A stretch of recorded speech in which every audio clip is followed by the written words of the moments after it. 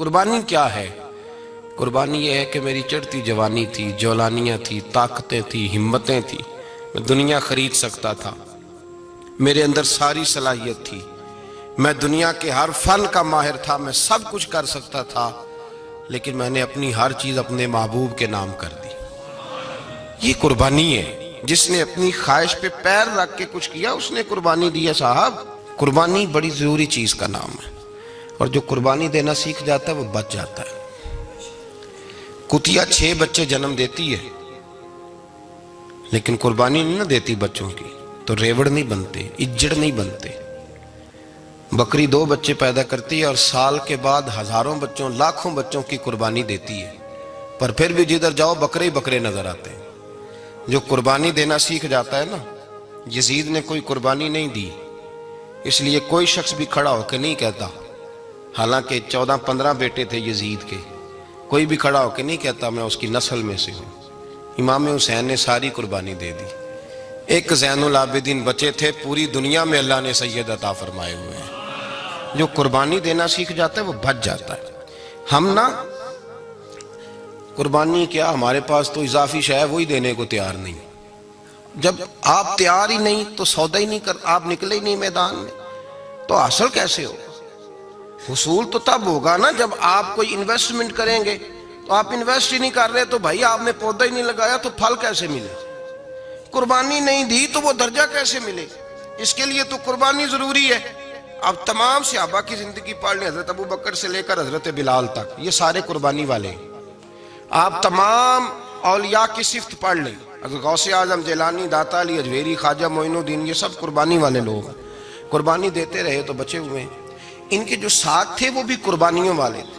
قربانی حصہ ہے طریقت کا، قربانی ضروری ہے۔ اور ہمارے صوفیاء تو کہتے ہیں جس شخص نے تصوف میں آ کے قربانی نہیں دی، بزرگوں کے پاس ایک شخص آیا، غالباً خواجہ نظام الدین محبوب الہی کی بات ہے، میرے ذہن میں نام پورا نہیں سما رہا، تو ایک مرید نے آ کے کہا حضور زکوٰۃ کتنی دینی ہے؟ فرمایا 2.5%۔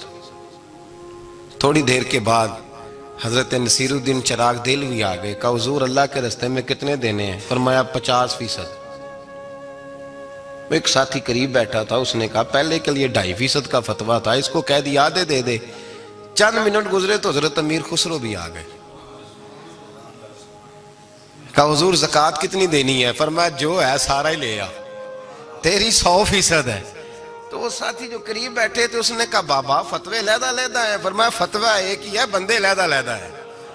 فتویٰ ایک ہی ہے، مجھے پتہ ہے کون کتنے دے سکتا ہے، وہ جس کو میں نے 2.5% کہا ہے وہ بھی جا کے حساب کتاب کرے گا، اس نے 2.5 بھی پورا نہیں دینا۔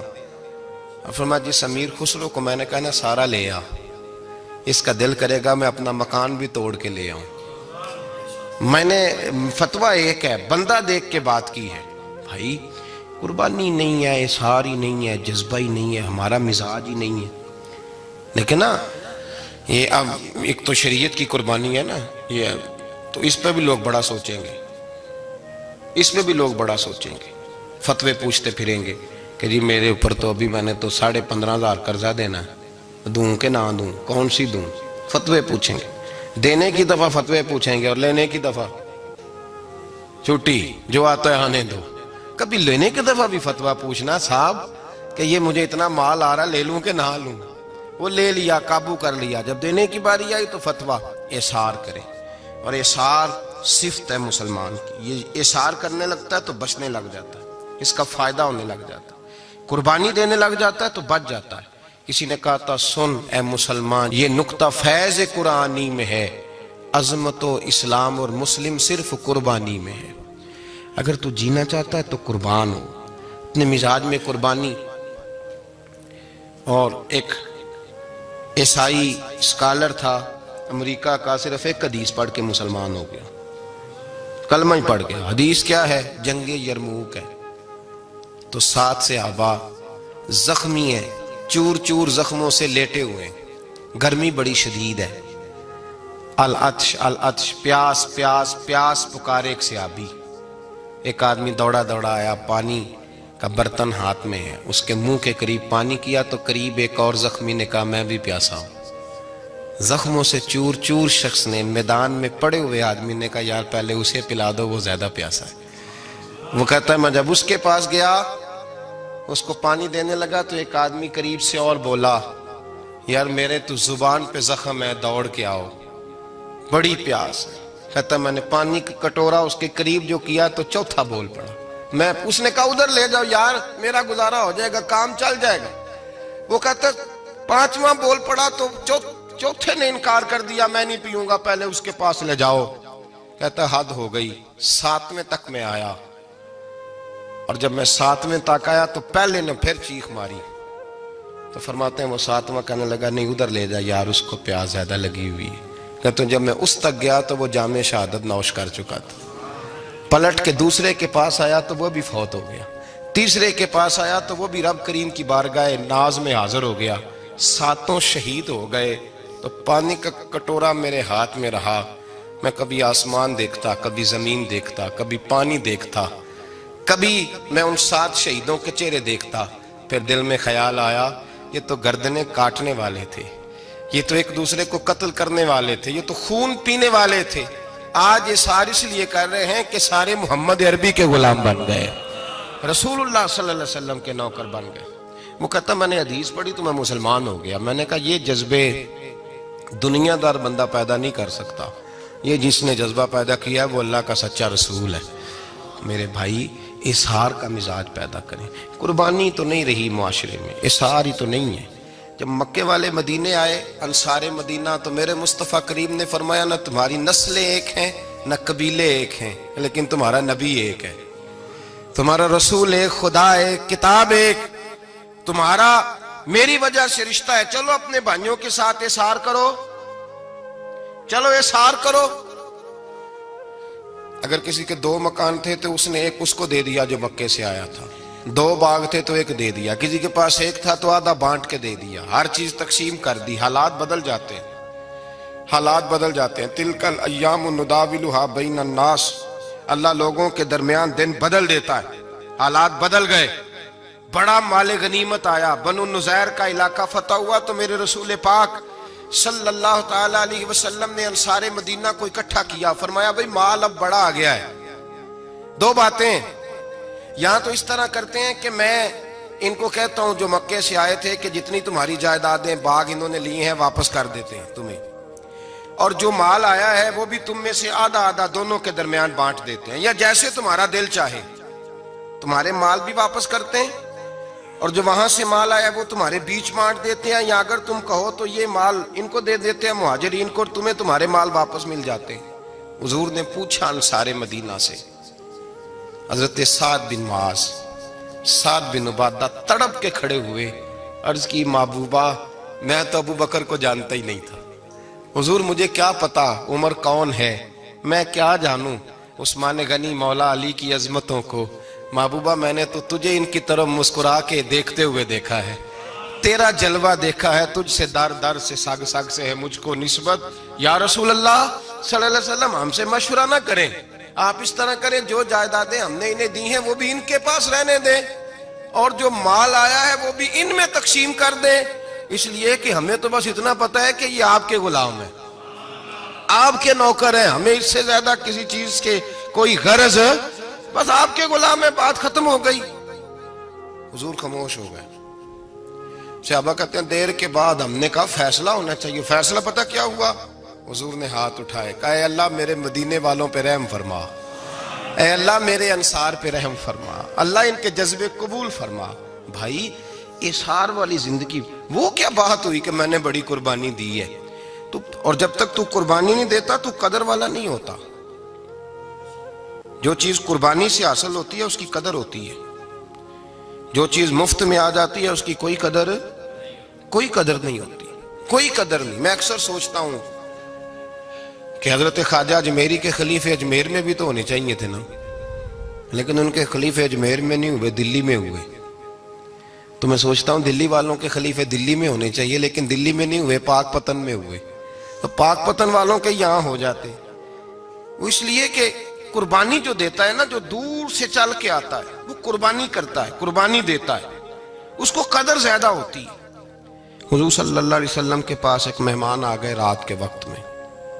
جب وہ آئے تو حضور نے پوچھا کھانا کھانا ہے؟ تم نے کہا کھانا ہے. جھوٹ اور بھوک کو جمع کرنا منع ہے. کہا جی کھانا ہے.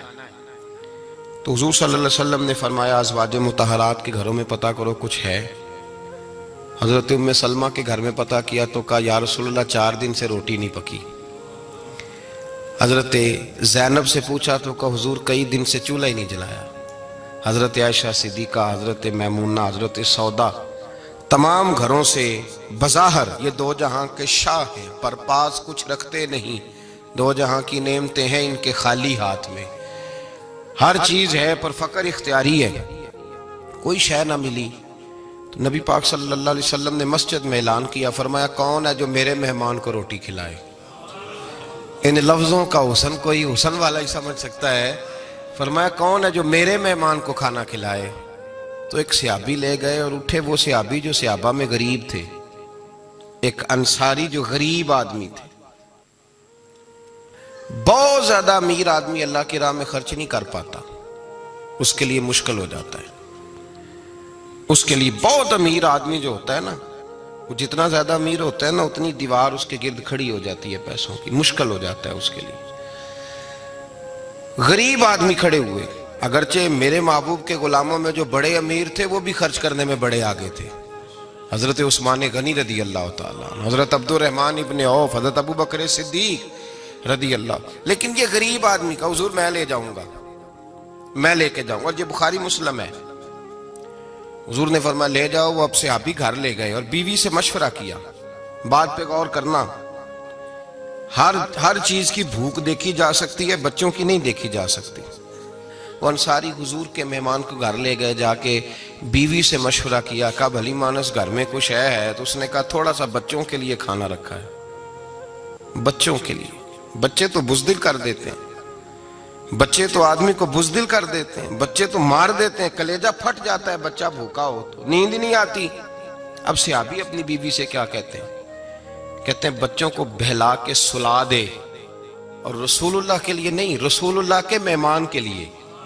بھئی نبی پاک کے لیے نہیں، حضور کے. تجھ سے در در سے سگ اور سگ سے ہے مجھ کو نسبت. میری گردن میں بھی ہے دور کا پٹکا تیرا، تجھ سے در در سے سگ سگ سے ہے مجھ کو نسبت. لمبی بات ہے. کہ بچوں کو سلا دو.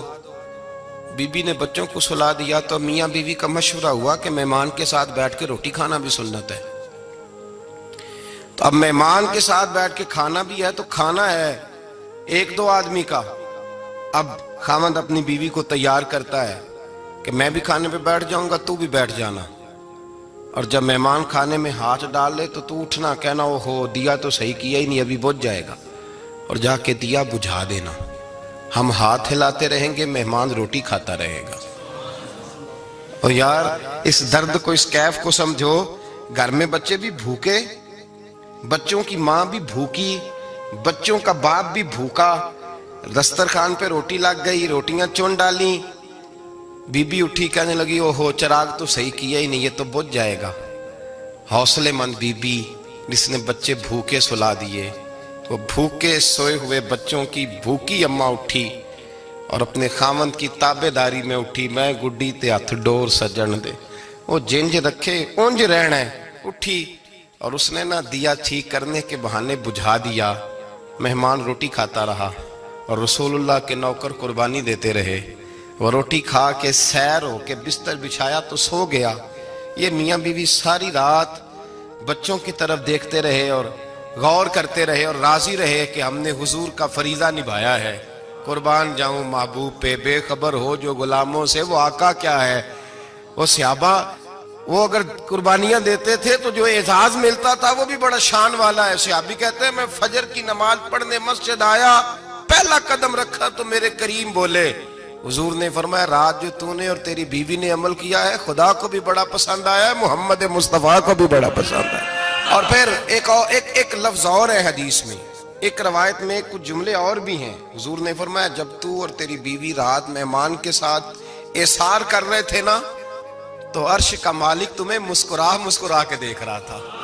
رب تمہیں دیکھ کے مسکرا رہا تھا، رب تمہیں دیکھ کے مسکرا، تر دامنی پہ شیخ ہماری نہ جائیے، ہم دامن نہ چھوڑ دیں تو فرشتے وضو کریں۔ فرمایا وہ مسکرا رہا تھا کہ میرے بندے میرے رسول کی رضا کے لیے کیا کر رہے ہیں۔ اور صاحب دیکھو، نبی پاک کے لیے نہیں، خاندان کے لیے نہیں، خاندان نبوت کے لیے نہیں، حضور کے نہ سمجھیں یار، اس پہلو کو سمجھیں، نبی پاک کے۔ بریلی کے امام بول پڑے، فرمانے لگے تجھ سے در، در سے سگ، سگ سے ہے مجھ کو نسبت، تجھ سے در، در سے سگ کتے کو کہتے ہیں فارسی میں۔ فرماتے محبوب تیرا دروازہ اور دروازے پہ کتا، اور کتے کے پاس میں بیٹھا ہوں، چلو کتے کے پاس تو بیٹھا ہوں نا، میری گردن میں بھی کوئی تو پٹکا آیا ہی ہے نا، تجھ سے در، در سے سگ، اور سگ سے ہے مجھ کو نسبت، چلو میری گردن میں بھی ہے دور کا پٹکا تیرا۔ قرآن مجید بول اٹھا، رب کریم نے فرمایا حبیب یہ تیرے غلام وہ ہیں کہ وَيُقْصِرُونَ عَلَىٰ أَنفُسِهِمْ وَلَوْ كَانَ بِهِمْ خَصَاصَةٌ۔ فرمایا ان کا حال یہ ہے کہ جس چیز کی شدید حاجت ہوتی ہے وہ بھی اپنے بھائیوں پہ قربان کر دیتے ہیں، وہ دے دیتے ہیں تیرے نام پہ۔ ہم نے کسی شے کے لیے کبھی قربانی نہیں دی، نہ دین کے لیے، نہ قرآن کے لیے، نہ مسجد کے لیے، نہ شیخ کے لیے، نہ طریقت کے لیے، قربانی تو ہے ہی نہیں۔ تو جو شے مفت ملتی ہے اس کا نہ مزہ آتا ہے نہ قدر ہوتی ہے۔ جو چیز قربانی کر کے لیتے ہو نا، قربانی کر کے، اس کی قدر ہوتی ہے۔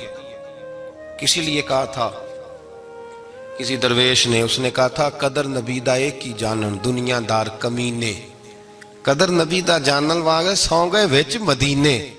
ان سے پوچھو نا، ان سے پوچھو ان حضرات کو کتنی قدر تھی۔ قربانی اپنی زندگی میں دینا سیکھیں۔ ایک ہوتی ہے بندے کی ذاتی خواہش، اس کو کچلنا بڑا مشکل ہوتا ہے۔ ہم روایتیں پڑھتے ہیں، سنتے ہیں، لیکن آپ یقین کریں پنکھے کے نیچے مسجد میں کوئی دوسرے کو جگہ دینے کو تیار نہیں۔ پنکھا ہے نا چل رہا ہے تو کوشش ہے کہ مجھے عین اس جگہ ملے جہاں پنکھا چل رہا ہے۔ اتنا بھی احسار کرنے کو لوگ تیار نہیں، اتنا بھی، اور درجے بڑے بڑے لینے چاہتے ہیں، بڑے بڑے درجہ۔ وہ ہمارے پاس لوگ آتے ہیں، دو چار لفظ لکھے ہوتے ہیں نا نام کے ساتھ، کوئی علامہ لکھ دیتا ہے، کوئی پیر صاحب لکھ دیتا ہے، تو لوگ بڑی باتیں پوچھ لیتے ہیں۔ کئی دفعہ آ کے پوچھتے ہیں میرا زیارت کرنے کو دل کرتا ہے۔ میں کہتا ہوں یار تو نے آخری سیڑھی پہ پیر رکھ دیا ہے، بالکل آخری پہ۔ دل تو تیرا جس چیز کو کرے گا تو وہ کرنے لگ جائے گا۔ پہلے شروع تو حضرت جنید بغدادی رحمت اللہ تعالی علیہ، وہ دریا کنارے کھڑے تھے تو آپ دریا کے اندر پیر رکھا آگے جانے کے لیے۔ یہ اعلیٰ حضرت نے لکھا ہے واقعہ ملفوظات شریف میں۔ دریا پار کرنے کے لیے پیر رکھا تو ایک شخص کہنے لگا حضور مجھے بھی ساتھ لے لیں۔ آپ نے فرمایا میں دریا پار کروں گا تو اس طرح کرنا، میرا کرتا پکڑ لے اور یا جنید یا جنید کہنا شروع کر دے، یا جنید یا جنید۔ اس پہ فتویٰ بھی لگ جاتا ہے پر کیا کرے، اب مسئلہ تو صحیح ہے نا۔ تو پیر میرا پیچھے سے کرتا پکڑ لے اور یا جنید کہا ہے۔ وہ کہتا ہے پیر رکھا نا حضرت نے پانی میں تو میں بھی پیچھے۔ تو حضرت جنید بغدادی کیا کہتے ہیں یا رحمان یا اللہ، یا رحمان یا اللہ، وہ خود یہ پڑھ رہے ہیں اور مجھے لگایا یا جنید پہ۔ کہتے ہیں دریا میں وہ بھی چلنے لگے تو میں بھی، یوں لگا جیسے پکے فرش پہ چل رہے ہیں۔ کہتے ہیں تھوڑا سا گزرا تو میں نے کہا بابا خود یا رحمان یا اللہ کہہ رہا ہے اور مجھے یا جنید پہ لگایا ہوا ہے، تو چلو میں بھی یا رحمان یا اللہ پڑھتا ہوں۔ کہتے ہیں میں نے یا رحمان یا اللہ کہا تو میں ڈوبنے لگ گیا، دریا میں ڈوبنے لگا۔ تو حضرت فرمانے لگے تجھے کہا نا یا جنید کہہ، کہتے پھر یا جنید کا تو پھر اوپر آ گیا۔ تھوڑا اور جا کے اب شیطان باز تو آتا نہیں، الذی یوسوس فی صدور الناس، یہ جاتا تو دل تک ہے نا، باز تو آتا نہیں۔ دن میں 36 دفعہ تو مشورہ دیتا ہے کہ سیدھی نماز پڑھو، یہ کس چکر میں لگ گئے، روز تو تقریر کرتا ہے۔ کہتا پھر دل میں وسوسہ آیا تو پھر میں نے جا کے کہا کہ یہ مجھے خود یا رحمان یا اللہ اور میں یا جنید۔ پھر میں نے کہا یا رحمان یا اللہ تو پھر ڈوبنے لگا۔ کہتے ہیں بابے نے پکڑ کے نکالا، کہا چپ کر کے یا جنید کہہ اگر پار جانا ہے تو، یا جنید کہہ۔ کہتے کنارہ آ گیا تو میرے دل میں خود ہی تھی، وسوسہ تھا کہ بابا تو یا رحمان یا اللہ کہے تو ترے، میں کہوں تو ڈوبے۔ میرے دل میں وسوسہ تھا۔ اللہ والے ادھار تو رکھتے ہی نہیں نا، جو بات دل میں آتی ہے وہ بیان پہلے کر دیتے ہیں، ادھار تو ہے ہی نہیں ان کے ہاں۔ وہ تو کہتے ہیں تجھے بولنے کی گنجائش ہی نہیں دیں گے، تیرا سوال دل میں ہوگا، جواب ہماری زبان پہ ہوگا۔ یہ تو چکر ہی نہیں نا، بالکل کوئی کھاتا ہی نہیں. رب کریم کا بندہ تو بات ہی وہ کرتا ہے جو کو دل میں لے کے آتا ہے. فرماتے ہیں جیسے ہی میرے دل میں یہ وسوسہ تھا، حضرت جنید بغدادی رحمت اللہ تعالیٰ علیہ باہر نکل گئے تو پلٹ کے میری طرف دیکھا اور مسکرا کے فرمانے لگے بیٹا جنید تک تو پہنچ لے، اللہ تو ابھی بڑی دور ہے. ابھی جنید تک تو پہنچ جا، ابھی تو جنید تک نہیں پہنچا، ابھی تو میرے تک تو پہنچ جا، اللہ تو ابھی بڑی دور ہے. تو ڈائریکٹ ہی وہاں تک جانے لگا ہے، شروع تو ہو ابھی. تو یہاں لوگ سیدھا ہی آ کے کہتے ہیں زیارت کرنی ہے. مجھے ایک صاحب کہنے لگے جی میں نے ایک پیر صاحب کے بارے میں سنا ہے ان کی بیعت ہوتے ہی بندے کو نبی پاک کا دیدار ہو جاتا ہے. میں نے کہا ٹھہر جا ذرا، اس کو بھی کہہ بریک پہ پیر رکھے، بیعت کرتے ہی دیدار ہو جاتا ہے. یہ کچھ لوٹ سیل ہے. زندگی گزر جاتی ہے انسان کی، مر جاتا ہے، اور جس کو حضور کا دیدار ہو پھر بچ جائے، پھر قائم رہے، پھر اس کی زندگی نہ بدلے، پھر اس کا دنیا سے کوئی تعلق رہ جائے. یہ پوچھ ابو بکر صدیق سے جنہیں دیدار ہوا تھا. جب دیدار ہوا تو یار رہا ہے، باقی کوئی شے بھی نہیں رہی، پھر محبوب رہے اور کچھ بھی نہیں بچتا. تو وہ کس طرح کا ہے جو دیدار بھی کراتا ہے اور پھر کہتا جاؤ دکان بھی کھول لو جا کے؟ یہ کیسی بات؟ وہ ایک منزل ہے، وہ اپنی جگہ پہ آ کے آتی ہے. اور یہی بہتر ہے کہ پردوں میں وہ پردہ پوش رہے. وہ اگر پردے اٹھا دے تو کسے ہوش رہے، پھر مشکل ہو جاتا ہے معاملہ، مشکل ہو جاتا ہے. تو بھائی یاد رکھیں، قربانی دینا سیکھیں، اثار کرنا سیکھیں اور صفر سے شروع کریں. زندگی میں ہم لینے کے چکر میں پڑ جاتے ہیں تو نقصان اٹھاتے ہیں. عقل کے گھوڑے کم دوڑائیں، محبت کے ساتھ عمل زیادہ کریں، دماغ کا استعمال کم کریں اور عمل زیادہ کریں. زیادہ عمل کریں، ورنہ شیطان تو نماز بھی نہیں پڑھنے دے گا. وہ تو کہے گا کہ جناب چلو ٹھیک ہے اللہ نے معافی کر دینا ہے نا. وہ تو کچھ بھی نہیں کرنے دے گا. دماغ کا استعمال کم کریں اور عمل زیادہ کریں، جد و جہد زیادہ کریں، اظہار کریں، قربانی کریں. اپنی زندگی میں کریں، کسی کے لیے کچھ اظہار کریں، کسی کو کچھ دیں. یہ جو ہم اولاد کے لیے قربانی دیتے ہیں نا، تو یہ قربانی نہیں ہوتی، یہ لالچ ہوتا ہے، یہ سودا ہے. پتہ ہے آپ کو یہ سودا ہے. ہم بچپن میں ان کی خدمت کریں گے، یہ بڑھاپے میں ہماری خدمت کریں گے. تو یہ تو تجارت ہے، یہ کوئی اصول نہیں. میرے بچے بڑے ہو گئے تو مجھے خیر صلی اللہ، یہ تجارت ہے بھائی، یہ تجارت ہے، یہ قربانی نہیں. تو تجارت ہے. یہ آپ جو کر رہے ہیں یہ تو کمیٹی ڈال رہے ہیں آپ، اور چونکہ نیت یہ ہوتی ہے خدمت کی تو پھر نصیب والوں کو خدمت ملتی ہے، قسمت والوں کو ملتی ہے. ورنہ بچے کہتے ہیں ابا جی ٹھیک ہے آپ نے ہماری خدمت کی تو سارے کرتے ہیں، آپ نے کوئی نوکی تھوڑی کی ہے. چھٹی، آپ وہاں بیٹھیں، چائے ملے گی وقت پہ پہنچے گی، لیکن آپ مداخلت نہ کریں کسی چیز کے اندر، تجارت نہ کریں، اظہار کریں، قربانی کریں. ہمارے صوفیاء یہ کہتے ہیں اولاد سے بھی توقع نہ کرو خدمت کی، نہ توقع کرو، بس یہ کہو کہ میرا رب مجھے بڑھاپے. دیکھیں نا نبی پاک صلی اللہ علیہ وسلم نے دعا مانگی، اے اللہ ارذل العمر ہونے سے بچا، عمر کے اس حصے سے بچا جس میں دوسروں پر انسان بوجھ بن جاتا ہے. دعا مانگ. تو یہ لالچ بھی نہ کبھی زندگی میں رکھیں کہ میری فلاں آدمی خدمت کرے گا، یہ لالچ بھی برا ہے، اس پر بھی توجہ نہ کریں. اپنی دنیا آپ پیدا کر اگر زندوں میں ہے، سر آدم ہے، ضمیر کن فکاں ہے زندگی. یاد رکھیں، ہوش آنے سے لے کر اپنا یہ ذہن بنا لیں کہ میں آج سے اپنے آپ کو خود چلاؤں گا، میں سایہ دوں گا. بھکاری مان کے کبھی کسی سے سہارا مانگوں گا نہیں. سہارا دیں، کسی کے لیے قربانی دیں، اظہار کریں، جد و جہد کریں.